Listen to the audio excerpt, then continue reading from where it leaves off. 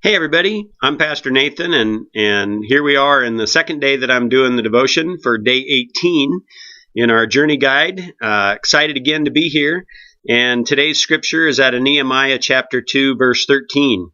It says, and I went out by night through the valley gate to the serpent well and the refuge gate, and I viewed the walls of Jerusalem which were broken down, and its gates which were burned with fire.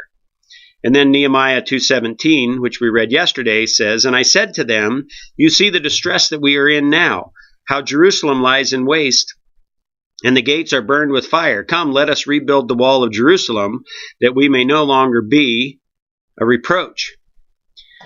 So I was thinking about this even from yesterday, and then I'm looking at the devotion today, and yesterday it was more talking about what to do, but today it's seeing where it's going.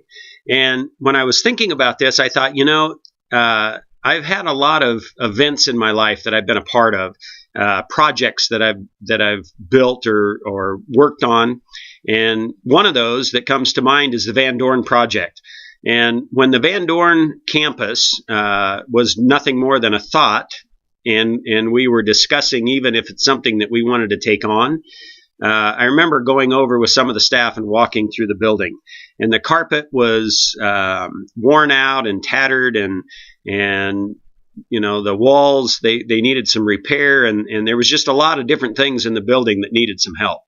And as we walked through it, people were just kind of saying, I don't know what this is supposed to look like, and so I started saying, well, this can be changed, and this can be changed, and this doesn't have to be this way, and the way the building was laid out wasn't going to work for us. But when we started to talk about this, I've had a lot of experience with construction, doing it in the past, and so I said, if we put a hallway here, or moved this, or tore these walls down, or changed this, then you could do this. We could put a bathroom in here, and it's like, really. And as people started to hear what it was that it was going to become, or what it could become, there started to be this excitement about what it could be.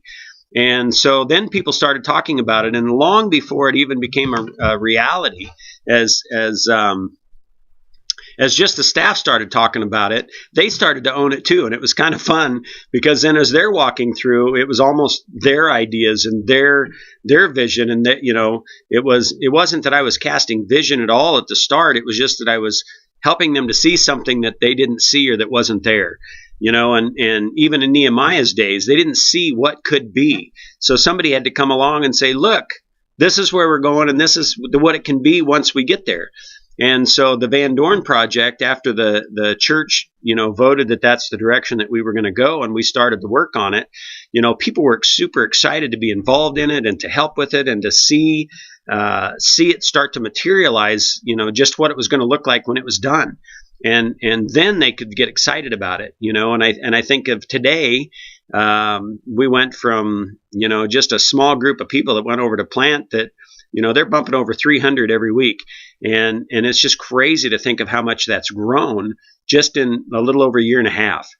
And so when I look at the main auditorium over here and realize that we are so out of room, and this should have been probably started a year or two ago.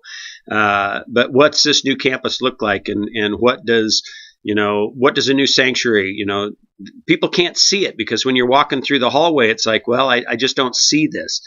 But I've had conversations with people actually by the Welcome Center, and I said, if you can envision what this is going to look like, and then you start to see it, and as people started to see the pictures of the campus and what the campus was going to look like, kind of a flyover and a flyby, people started to get excited, because all of a sudden it's like, oh, now I can visualize in my head what it's going to look like. And even though it might not turn out exactly like what they have in their head, what it's going to be is going to be amazing when it's completed, because of what it's going to do. And it's not just a building or a structure. It's really it's a tool, or it's a method or a means by which we can continue to reach these 10,000 people that have stories to tell, and long into the future after we're gone. I think 10, 20 years down the road, people are going to look back, and they're not going to know me or Sandy or probably some of the staff. I mean, life changes, and whatever. We don't know what the future holds, But people way into the future are going to be able to look back and say, I don't know who those people are, but because they had a part in this, my life has been changed. And they're going to be part of those 10,000 stories that we have yet to be heard because they have yet to be told. Thinking of all the growth, even yesterday when I was talking about the growth that's happened in this church and who it comes from, people that have never stepped foot in a church before. I've stood in the back at the I Am Changed tables, and I've had conversations with people, and I said, is this your first time at Christ Place? And they say, no, it's my first time any place. I've never been to church before. And it's like, why did you come? And it's like, well, this person or that person invited me, and finally I decided to come and see it for myself, and now I understand what it is. Just this last weekend, I saw somebody come to Christ, and it was like, that never gets old to me. It never gets old. Hearing those stories and seeing what can take place in a person's life. So as we see things unfold, and as we look into the future to see what this vision is going to, how it's going to play out, that's where the excitement starts to build. And, I love it. I love the electric atmosphere of what's going to happen in people's lives. When I hear the testimonies, just last weekend, I heard it, or the last baptismal testimony that we heard. I'm watching it, and I started to tear up myself because it's like that never gets old for me. It just never gets old. And I wonder in Nehemiah's days, as they were building this wall, if they realized what the future was going to hold and the lives that were going to, interact with God again and be changed, and the things that were going to happen, if they thought about the stories that would be told in the future. So when I think of that in our own lives, in our own situation, I'm excited to see what God's going to do. And when you start to see it, then that's what starts to change things. So super excited again to be on this journey with you. And I thank you for the time that you're putting into this, and look forward to seeing you in the future. Thanks.